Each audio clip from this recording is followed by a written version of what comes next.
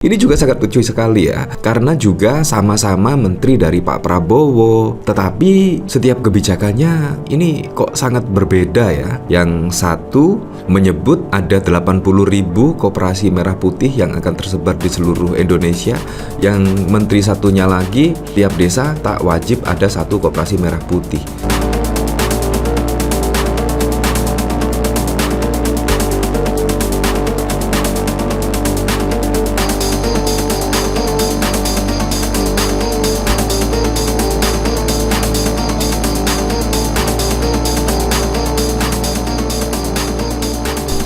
Nah, memang pemberitaan pada saat lalu itu sangat wow sekali ya. Terlebih ketika Budi Ari mengatakan setidaknya pemerintah itu membutuhkan dana 400 triliun untuk menganggarkan koperasi desa merah putih yang akan tersebar di seluruh Indonesia yang berjumlah 80.000. Nah, tetapi ketika Budi Ari menyebutkan angka 400 triliun, tiba-tiba ada pemberitaan di sini, yaitu Mendes Yandri tiap desa tak wajib ada satu koperasi merah putih. Nah, berarti kan bisa kurang lah 400 triliun.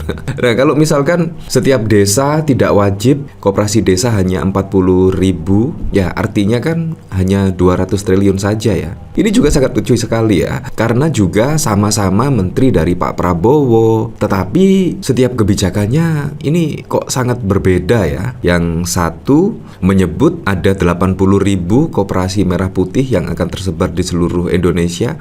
Yang menteri satunya lagi, tiap desa tak wajib ada satu koperasi merah putih. Nah, selalu saja blunder terus ya menteri-menteri dari Pak Prabowo. Padahal pada saat lalu sudah dikritik loh terkait komunikasi ke publik itu yang baik. Seharusnya dipikir betul-betul sebelum menyampaikan statement ke publik.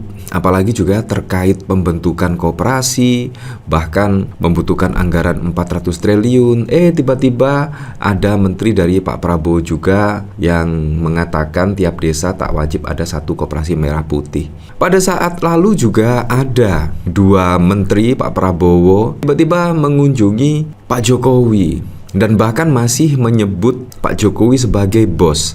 Pada saat lalu juga menjadi kontroversi dan menjadi perbincangan hangat di kalangan warganet. Dan bahkan juga, wah, apakah memang benar ya ada matahari kembar di pemerintahan Pak Prabowo? Bahkan sudah terang-terangan ada dua menteri Pak Prabowo itu menyebut Pak Jokowi sebagai bos. Nah, bahkan juga langsung direspon oleh Puan Maharani. Puan Maharani langsung tegas lah, yaitu Puan Maharani langsung tegas mengatakan presiden saat ini adalah Pak Prabowo. Nah, menurut saya bosnya itu ya Pak Prabowo sendiri, bukan yang lain. Bayangkan loh, menteri dari Pak Prabowo sowan ke mantan presiden dan menyebut mantan presiden itu adalah sebagai bosnya. Nah, pasti Anda berpikir hal yang sama, yaitu ada matahari kembar di pemerintahan Pak Prabowo. Pasti demikian dong. Nah, bahkan juga Puan Maharani turun gunung ya. Ketua DPR RI Puan Maharani merespon sikap dua menteri Kabinet Merah Putih yang kompak menyebut Presiden ke-7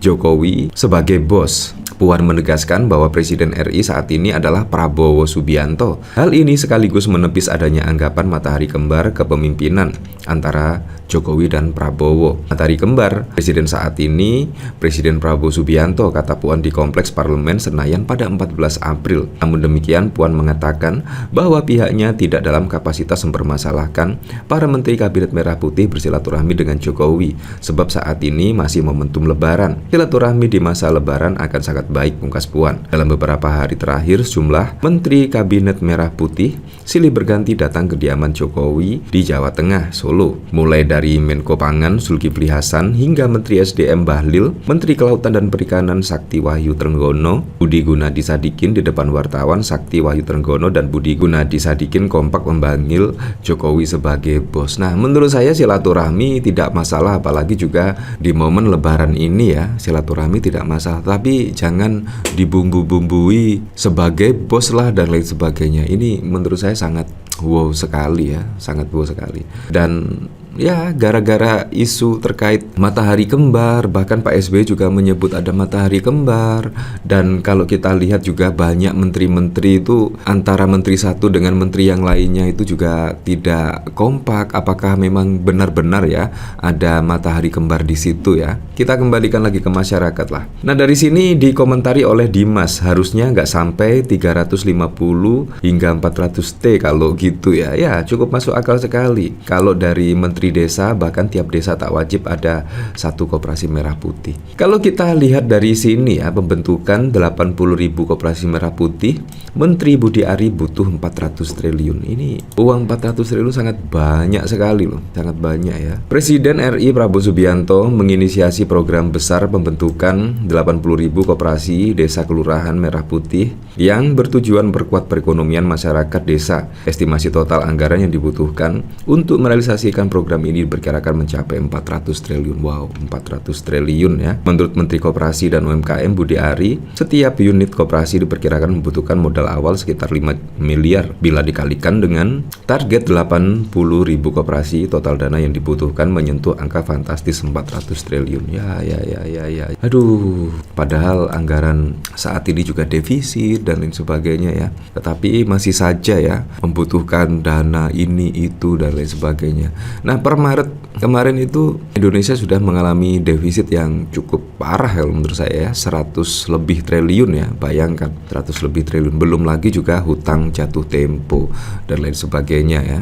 Belum lagi ditambah anggaran. Wah, sangat wow sekali lah. Nah, tapi yang cukup mengejutkan lagi ya, ada 3 hakim yang setidaknya itu terkena suap migor. Wow. Nah, bahkan juga hakim dari Tom Lembong itu akan diganti ya. PN Jakpus ganti hakim sidang kasus Tom Lembong setelah jadi tersangka. Ini juga sangat wow sekali ya. Satu persatu semua mulai terungkap lah. Ternyata ada permainan ya. Semoga saja juga kasus Tom Lembong, kasus Harun Masiku yang melibatkan Hasto Kristanto, semoga juga menemukan titik temu. Dan semoga saja hakim yang mengadili itu tegas seadil-adilnya. Kalau misalkan tidak ada bukti kuat dan lain sebagainya, seharusnya juga dibebaskan lah, termasuk Tom Lembong dan juga Hasto Kristanto. Ini bahkan dikomentari oleh Maudi Asmara, Jia, hakim anggota yang menangani kasus Pak Tom Lembong tersangka kasus suap migor. Ya, seperti itulah. Di sini dikomentari oleh Om Bahku, masyarakat berhak tahu apakah vonis-vonis yang ia jatuhkan selama ini murni berdasarkan keadilan ataukah ada kepentingan tersembunyi di balik palu keputusannya. Susah kalau ketok palu berdasarkan pesanan, suatu ketika akan berbalel kaus. Rusak semuanya, gimana mau percaya? Trennya sekarang seorang hakim, sang penegak keadilan, berkasus ya, hakim kok kasus. Haha, sudah berusaha menjilat ternyata masih ditangkap. Gede banget dong kesalahannya. Semoga asap ya, seperti itulah. Yang katanya menjunjung keadilan, keadilan bagi kantongnya ya. Ya, apa sih? Akan aku laporkan ke Grok biar diogrok-ogrok, syukur kalau nggak disumpahi sama dia. Ya seperti itu, memang sangat wow sekali ya. Seorang hakim seharusnya mengadili yang seadil-adilnya, malah terlibat suap dan lain sebagainya. Ini kan juga sangat mengejutkan sekali ya, dimana kita mempercayai hakim untuk mengadili seadil-adilnya, tetapi kalau hakimnya sendiri bahkan terlibat suap, terlibat kasus suap menyuap, menurut saya juga sangat ironi sekali ya.